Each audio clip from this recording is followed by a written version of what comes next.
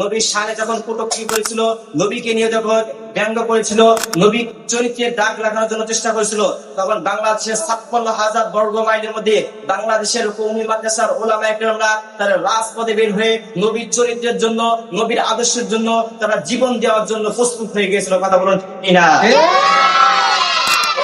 আমরা ওই সমস্ত ভণ্ডদেরকে বলতে চাই, তোমরা বছরে একবার নবীর ভালোবাসা দেখাবে, আর আমরা প্রত্যেকটা সময় প্রত্যেকটা সেকেন্ডটা আমাদের ভালোবাসা নবীর জন্য রয়েছে। কথা বলুন ঠিক কিনা? তোমাদের দরবারে গেলে তোমরা তাদেরকেও তোমাদের মতো ভণ্ড বানাও। কথা বলুন ঠিক কিনা? আমার নবীর আদর্শে যদি তোমরা দাগ লাগানোর চেষ্টা করো, বাংলাদেশের উলামায়ে কেরাম নয়, বাংলাদেশের স্কুল নয়, বাংলাদেশের স্কুল মাদ্রাসা আমরা হাতে হাত রেখে তোমাদের বিরুদ্ধে আমরা জিহাদ করার জন্য ময়দানে গিয়ে আমরা যুদ্ধ করার জন্য প্রস্তুত আছি। কথা বলুন ঠিক কিনা? জামিয়ার ছাত্র কাফেলা আমাদেরকে এখন থেকে শিখতে হবে, তোমরা যদি নবীর আদর্শ অনুযায়ী তোমরা যদি তোমাদের নিজের জীবনটাকে তোমরা সাজাইতে পারো, তাহলে নবী সাল্লাল্লাহু আলাইহি সাল্লাম বলে গিয়েছেন, মান আহাব্বা সুন্নতি ফাকাদ আহাব্বানি ওয়া মান আহাব্বানি কানা মাই ফিল জান্নাহ। যে আমার সুন্নতকে আঁকড়ে ধরবে, আমি নবী তাকে আঁকড়ে ধরবো, আর আমি যাকে আঁকড়ে ধরবো কানা মাই ফিল জান্নাহ। এই জন্য জামিয়া ইসলামিয়া মারকাজুল কুরআনের প্রত্যেকটা ছাত্র এবং ছাত্রীদেরকে বলতে চাই, তোমরা তোমাদের জীবনকে সুন্দর করার জন্য, তোমরা তোমাদের সুরতকে সুন্দর করার জন্য, তোমরা তোমাদের আগামী ভবিষ্যৎকে সুন্দর করার জন্য তোমরা মুহাম্মদুর রাসূলুল্লাহ তোমাদেরকে ফলো করতে হবে। কথা বলো ঠিক কিনা? দেশে কোন নাস্তিকবাদ, কোন চলচ্চিত্র, কোন সিনেমা হলের কোন গায়িকা, কোন বেহায়া ফলা, অশ্লীলবাদ, এদেরকে ফলো করা যাবে না। এদেরকে তোমরা যদি ফলো করো, তাহলে তোমাদেরকে দিও তারা, তোমাদের মা বোনদেরকে দিও তারা দেহ ব্যবসা করাবে। কথা বলো ঠিক কিনা? বাংলাদেশের প্রত্যেকটা অঞ্চল থেকে দেখা যায়, আবাসিক হোটেল থেকে এদেশের তরুণ তরুণী যাদের কথা ছিল, যাদের হাতে কলম থাকার কথা ছিল, যাদের হাতে বই খাতা থাকার কথা ছিল, আজকে বাংলাদেশের আবাসিক হোটেল থেকে 14-15 বছরের তরুণ তরুণী দেখা যায়, যার কারণে দেখা যাচ্ছে এসবগুলা তারা দিন থেকে সরে এসে। কথা বলুন ঠিক কিনা? প্রিয় উপস্থিতি, এই পৃথিবীর মধ্যে আজ থেকে 1400 বছর আগে যিনি আগমন করেছিলেন, তিনি হচ্ছে আমাদের নবী সাইয়্যিদুল মুরসালিন, খাতামুন নবিয়্যিন, নবী রাহমাতুল লিল আলামিন। বলেছেন, আনা খাতামুন নবিয়্যিন লা নবিয়্যা বাদি। আমি শেষ নবী, এবং আমার পরে কিয়ামতের আগ পর্যন্ত কোনো নবী আসবে না। কিন্তু বাংলাদেশের মধ্যে এমন কিছু নাস্তিক কুলাঙ্গ আছে যারা নিজেকে শেষ নবী হিসেবে দাবি করে। তারা নিজেকে বলে আমি হলাম শেষ নবী, অথচ নবী সাল্লাল্লাহু আলাইহি ওয়াসাল্লাম বলেছেন, আনা খাতামুন নবিয়্যিন লা নবিয়্যা বাদি। প্রিয় উপস্থিতি, আজকের এই বক্তৃতার মধ্যে আমরা দীপ্ত কণ্ঠে, ইমানের দীপ্ত কণ্ঠে আমরা ওই সমস্ত নাস্তিক চিন্তাবাদী বলতে চাই, আনা খাতামুন নবিয়্যিন লা নবিয়্যা বাদি। আমার নবী শ্রেষ্ঠ নবী, কিয়ামতের আগ পর্যন্ত আর কোনো নবী আসবে না। প্রিয় উপস্থিতি, যেই নবী আসার কারণে মক্কার প্রতিটি শহর, মক্কার প্রতিটি অঞ্চল, মক্কার প্রতিটি বাজার, মক্কার প্রতিটি বাড়ি, সকল বাড়িতে আলোকিত হয়ে গিয়েছিল। যেই নবী এই পৃথিবীতে আসার কারণে পৃথিবীর সকল মানুষেরা আলোকিত হয়ে গিয়েছিল। যেই নবীর পরে আল্লাহ পাক রব্বুল আলামিন বলেছেন, ওয়া মা আরসালনাকা ইল্লা রাহমাতাল লিল আলামিন।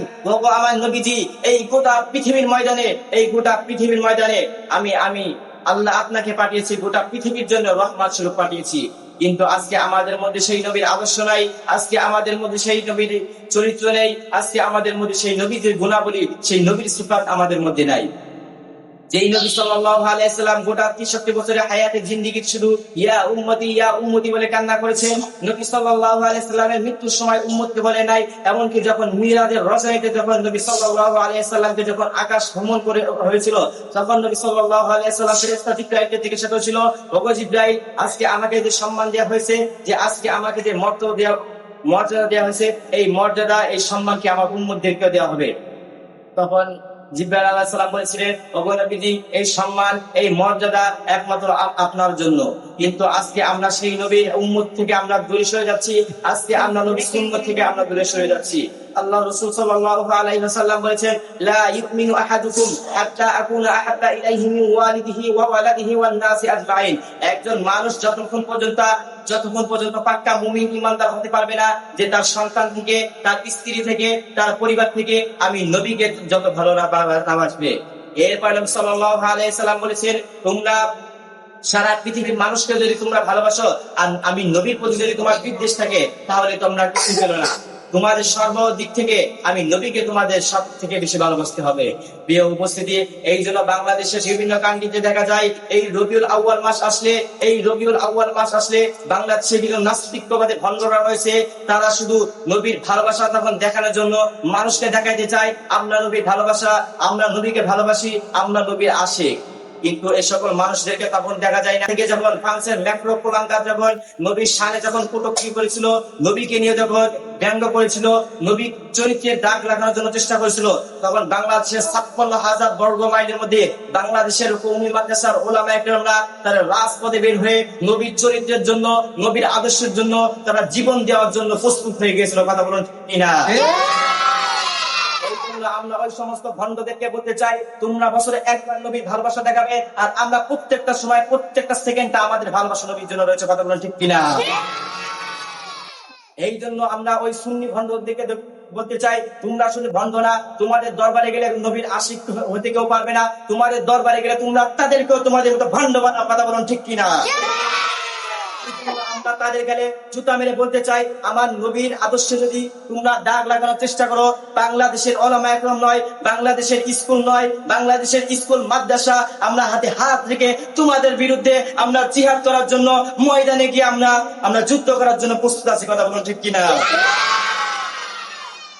জামিয়ার ছাত্র কাফেলা আমাদেরকে এখন থেকে শিখতে হবে, তোমরা যদি নবীর আদর্শ অনুযায়ী তোমরা যদি তোমাদের নিজের জীবনটাকে তোমরা সাজাইতে পারো, তাহলে নবী সাল্লাল্লাহু আলাইহি সাল্লাম বলে গিয়েছেন, মান আহাব্বা সুন্নতি ফাকাদ আহাব্বানি ওয়া মান আহাব্বানি কানা মাই ফিল জান্নাহ, যে আমার সুন্নতকে আঁকড়ে ধরবে আমি নবী তাকে আঁকড়ে ধরবো, আর আমি যাকে আঁকড়ে ধরবো কানা মাই ফিল জান্নাহ।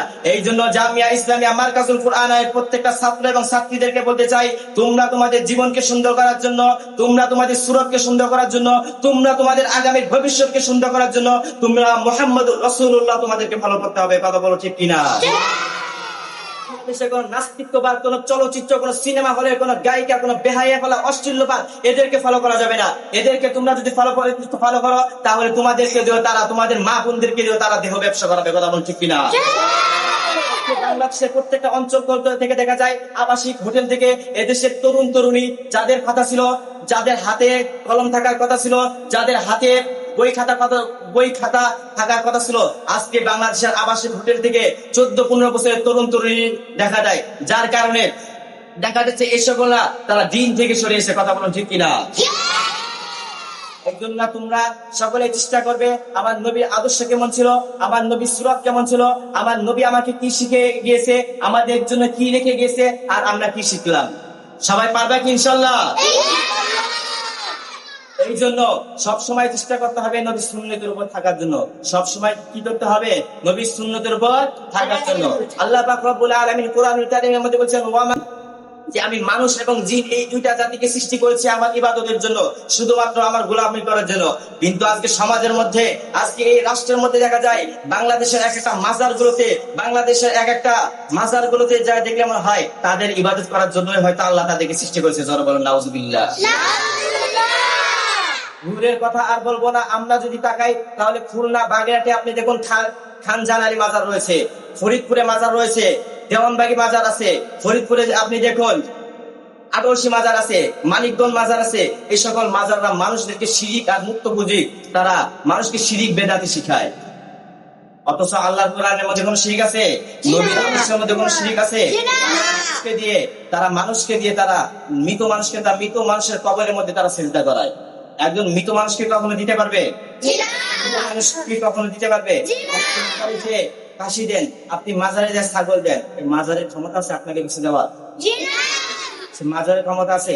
আমরা নিজের সচক্ষ দেখেছি, আরো 2 বছর আগে যখন খুলনা বাগেরহাট খানজান আলী মাজারে যখন যাই, ওই মাজারে যাওয়ার পরে তখন ওইখানকার দৃশ্য দেখি যে মানুষ ছাগল নিয়ে আসে, বকরি নিয়ে আসে, মুরগি নিয়ে আসে মাজারে দেয় যে ওদের আমার সন্তান হয় না, মাজারে ভণ্ডপীর যাদের খানজান আলী মাজার, এই মাজারে এমন কিছু মানুষ আছে যাদের মাথার গড় দেখলে আর শরীরের আকৃতি দেখলে মনে হয় এই লোকটা মানুষ নয়, মানুষ নামে একজন কুলাঙ্গার। কথা বলো ঠিক কিনা? এই জন্য আমরা সেই সকল মাজারে আমরা নিজেরাও যাব না, আমরা আমাদের সন্তানদেরকেও যাব, আমরা আমাদের পরিবারদেরকে আমরা যেতে দেবো না। আমাদের সুন্নত ঠিক করতে হলে, আমাদের শরীর ঠিক করতে হলে, তাহলে নবীর আদর্শে আমাদের লিখতে হবে। যে কথাগুলো বললাম নবীর সুন্নত অনুযায়ী, এই কথাগুলো আমাদের দিল থেকে আসে। যখন আমরা দেখি নবীর সুন্নতের বিরুদ্ধে কোন কুলাঙ্গার দাগ লাগাতে চাই, এই যে আমাদের পাশেই আছে আশরাফিয়া মাদ্রাসা, ইজহার উলুম, এরা মূলত মানুষকে ইমানি পথে আনতে চায় না, এরা মূলত মানুষকে ইমান থেকে বিতাড়িত করে শয়তানের রূপে রূপান্তর করতে চায়। ইমানি দীপ্ত আওয়াজ তোমরা বলো ঠিক কিনা? আমরা কওমি মাদ্রাসার সন্তানরা আমরা বলতে চাই, তোমরা মানুষকে বেদাতি শিক্ষা দিবা, তোমরা মানুষকে শিরকে শিক্ষা দিবা, আর আমরা আমাদের কওমি মাদ্রাসা প্রত্যেকটা সন্তানকে আমরা মান আহাব্বা সুন্নাতি ফাকাদ আহাব্বানি শিক্ষা দিব। কথা বলুন ঠিক কিনা? শিক্ষা দীর্ঘ 33 বছর পর্যায়ক্রমে নবী সাল্লাল্লাহু আলাইহি সাল্লামের পর্যায়ক্রমে রাসূল আরবি সাল্লাল্লাহু আলাইহি সাল্লাম মক্কা হেরা গুহার মধ্যে নবী সাল্লাল্লাহু আলাইহি সাল্লামকে যেই দ্বীন শেখানো হয়েছিল, সেই দ্বীন আজকে কওমি মাদ্রাসা আমরা তোমাদেরকে শিক্ষা দিচ্ছি। এই কওমি মাদ্রাসার শিক্ষা করার কারণে সমাজের কিন্তু বিকৃত সমাজের কিছু মানুষেরা কওমি মাদ্রাসার সন্তানে বলে যে অভাবের কারণে কওমি মাদ্রাসার সন্তানেরা জঙ্গিবাদের আশ্রয় নেয়। কথা বলো ঠিক কিনা? তাদেরকে করা জবাব দিয়ে, দাঁত ভাঙ্গা দিয়ে জবাব দিয়ে বলতে চাই, যদি অভাবের কারণে যদি কওমি মাদ্রাসার সন্তানেরা জঙ্গিবাদে আশ্রয়িত, তাহলে এদেশের জেলখানাগুলোতে কওমি মাদ্রাসার সন্তান এবং উস্তাদ দিয়ে গড়ে যেত। কথা বলেন ঠিক কিনা? তোমরা বলতে পারো তাহলে হুজুর, আমরা কিছুদিন আগে আমরা সমাজের মধ্যে দেখলাম যে এদেশের কওমি মাদ্রাসার ছাত্ররা আলেমদেরকে তাহলে কেন জেলে নেওয়া হলো? আমরা কি নবীজির হাদিস আমরা ভুলে গেছি? দুনিয়া সুজনুল মুমিন ওয়া জান্নাতুন কাফির, দুনিয়া মুসলমানদের জন্য জেলখানা এবং কাফিরদের জন্য বেশ্যাখানা। কথা বলুন ঠিক কিনা? যদি কোন প্রতিষ্ঠার উপর যদি সম্মান পাওয়া, উপযুক্ত পাওয়া যদি কোনো ব্যক্তি থেকে থাকতো, তাহলে একমাত্র কওমি মাদ্রাসার উলামায়ে কেরামরাই থাকবে। কথা বলুন ঠিক কিনা? এই জন্য বিভিন্ন জায়গায় আপনি আলোচনা করতে যাবেন, বিভিন্ন জায়গায় আপনি বক্তব্য দেখবেন, বক্তব্য দিবেন, আপনার বক্তব্য চলাকালীন সময় আপনার বক্তব্য এমন ভাবে তারা ডিস্টার্ব দেবে যে মানুষটা জীবনে পশ্চিম দিকে আসার খায় নাই, এমন মানুষ আপনাকে বলবে হুজুর কোরআন ও হাদিস থেকে আপনি তাফসীর করেন।